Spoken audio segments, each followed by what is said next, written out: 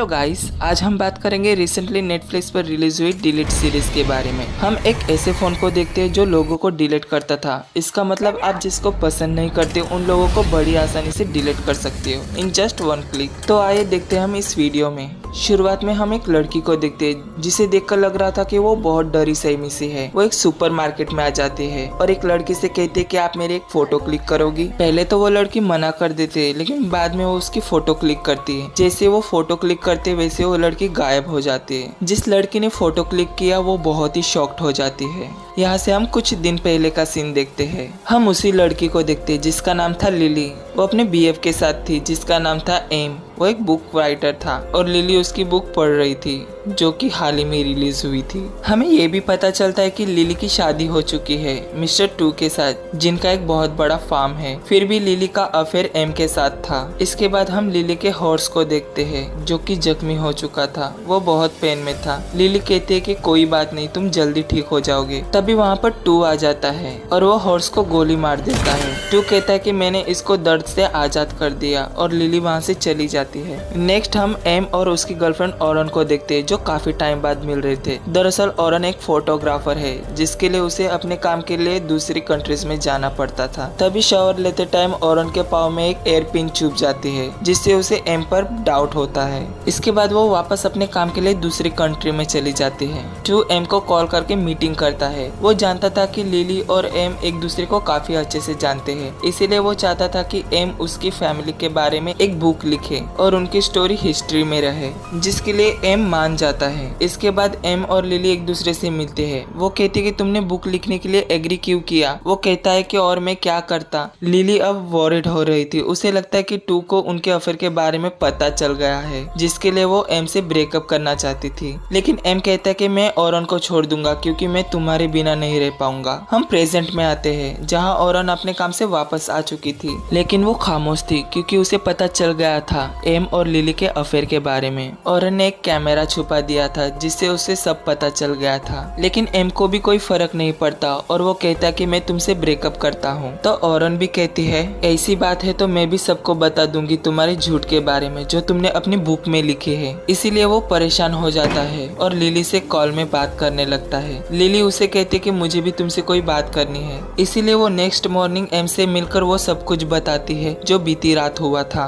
कि कैसे एक लड़की आती है और उससे फोटो क्लिक करवाती है और फिर गायब हो जाती है। वो कहती कि मैंने किसी को गायब कर दिया, लेकिन एम उसकी बातों पर यकीन नहीं करता और वो वहाँ पर लगे पेंटिंग्स के फोटो क्लिक करने लगती है, लेकिन पेंटिंग्स गायब ही नहीं हो रही थी। तो वो कहता है कि ये कैमरा लोगों को डिलीट करता है ना, तो ठीक है। वो बाहर जाता है और वहाँ पर सो रहे स्ट्रीट मैन की फोटो क्लिक करता है। वो आदमी गायब हो जाता है। ये देखकर एम भी शॉक्ड हो जाता है। एम को अभी भी ट्रस्ट नहीं हो रहा था कि आखिर ऐसा कैसे हो सकता है और जो लोग गायब हुए क्या उन्हें बाहर निकाला जा सकता है। लिली कहती है आई हैव नो आइडिया, मैंने सब कुछ ट्राई कर लिया, इसमें सिर्फ एक तस्वीर ही रह जाती है। इसी दौरान वो लिली को ये भी बताता है कि औरन को सब कुछ पता चल गया है उनके अफेयर के बारे में, जिस पर लिली कहती है कि ये कैसे हुआ, अगर ये बात टू को पता चल गया तो क्या होगा। और तभी वो फोन के तरफ देखता है। इसका मतलब अब एम औरन को भी डिलीट करना चाहता था। एम अपने घर वापस आ जाता है और औरन की फोटो क्लिक करने ही वाला होता है कि औरन की आंखें खुल जाती है और वो कुछ नहीं कर पाता। औरन उसे पुरानी बातें याद दिलाती है कि कैसे हम लोग पहली बार मिले थे और हमें प्यार हो गया था, क्या पहले की तरह फिर से नहीं हो सकता। जिस पर एम कहता है कि आई मेड चॉइस, मैं अब तुमसे ब्रेकअप करना चाहता हूँ। ये सुनकर औरन करवट बदल लेती है और फिर एम भी उसी फोन से औरन को डिलीट कर देता है। Very sad ending of the first part.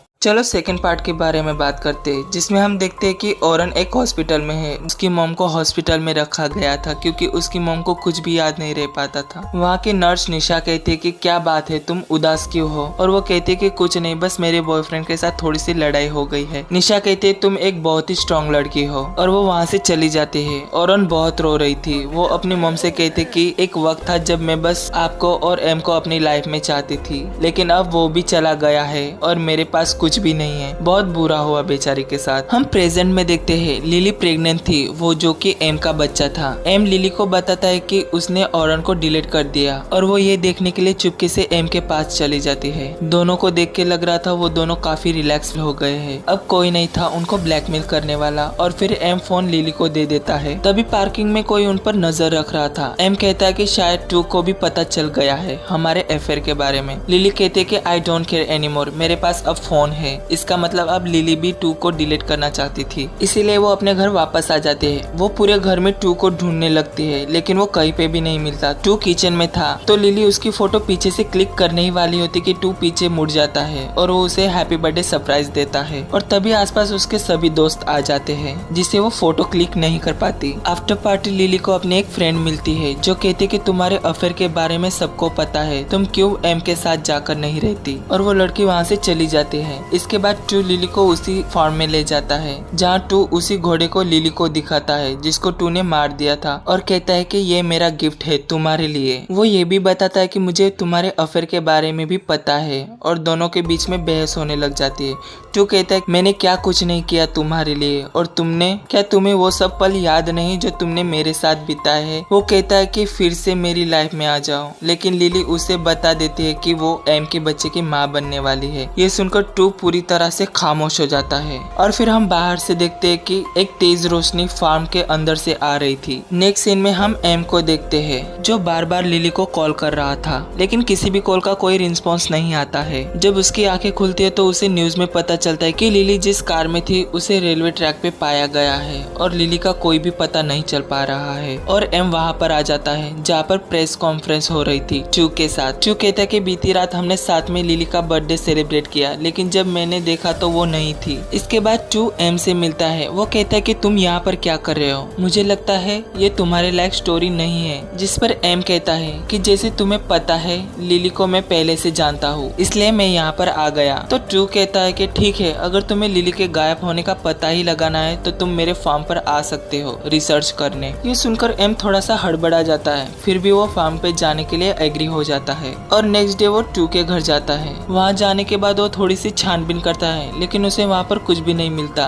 लेकिन दूसरे कमरे में जाने के बाद उसे अपनी ही लिखी हुई बुक मिलती है जिसे वो छुपा लेता है और फिर टू के साथ वो निकल जाता है रिसर्च करने। एम टू से कहता है कि मैं लिली के गायब होने पर क्या लिखूं, जिस पर टू कोई आंसर नहीं देता। इसके बाद वो लोग उसी जगह पर आ जाते हैं जहाँ हमने आखिरी बार लिली को देखा था। टू कहता है कि मैंने इस घोड़े को लिली के लिए खरीदा था ताकि हम दोनों साथ में हॉर्स राइडिंग कर सके, लेकिन इसके पहले ही लिली गायब हो गई। वो कहता है कि मुझे ये भी पता चला है कि उसका अफेयर था और वो उस शख्स के बच्चे की माँ बनने वाली है। टू कहता है क्या तुम देखना चाहते हो वो कौन है। और वो फोन निकाल के उसकी फोटो क्लिक करने ही वाला था कि एम उस पर छलांग लगा देता है। उसे लगता है कि वो उसे डिलीट करने वाला है और वो चेक करता है तो पता चलता है कि वो दूसरा फोन है और दोनों में फाइट होने लग जाती है। एम कहता है कि लिली कहाँ पर है, क्या तुमने उसे डिलीट कर दिया। टू कहता है क्या बकवास कर रहे हो, मैं उसे कैसे डिलीट करूंगा, तुम बताओ कि तुमने उसे कहाँ पर रखा है। और फिर एम सोचने लग जाता है और इसी के साथ सेकंड पार्ट की भी हो जाती है एंडिंग। गाइस, अगर आपको एक्सप्लेनेशन जरा सी भी अच्छी लगी हो तो प्लीज मुझे बताएं ताकि मैं इस सीरीज के और भी पार्ट जल्दी से एक्सप्लेन करके अपलोड कर सकूं। Thank you for watching.